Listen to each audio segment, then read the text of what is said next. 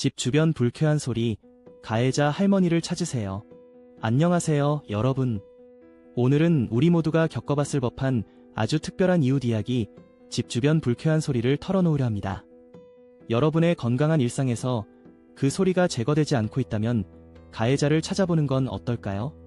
특히나 우리 관계는 특별해 를 외치며 집착하는 그 가해자 할머니를 말이죠. 깜짝, 소외된 이웃의 집착. 가끔 그런 시간대가 있죠. 이 집에서 뚜두둥 소리와 함께 귀찮고 불쾌한 말들이 쏟아져 나오는 순간, 혹시 그 소리가 우연이 아니라고 생각하시나요? 조직 스토커들이 동원된 것일지도 모릅니다. 속삭임 일상 대화에 끼워 넣기, 비겁하게 차 안에서 하는 허튼 소리, 모두 과연 무슨 불꽃놀이를 준비하는 것일까요? 이들은 단순한 가해자가 아닙니다.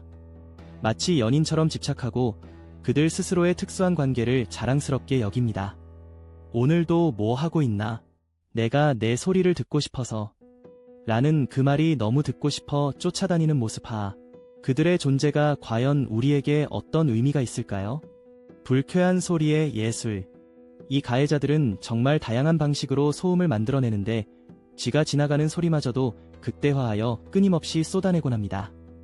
마치 공사장의 예민한 경유차가 움직이는 듯한 멋진 장비를 사용하면서 낮은 소음 속에서 속삭이기도 하죠.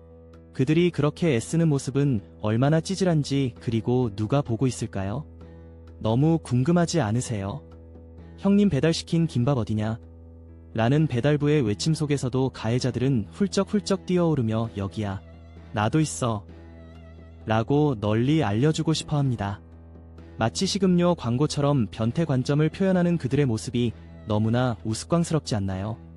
조롱의 연대가 아닐까요? 이제 그들의 습관을 유머로 변환해볼 시간이 왔어요. 우리가 길을 지나칠 때마다 그들이 속삭이는 소리가 점점 강해지면서 우리 관계는 특별해 라는 그들만의 구호가 울려 퍼집니다. 정말 쩌는 관계인 것 같군요. 이어지는 내용은 블로그 게시물에서 확인하실 수 있습니다.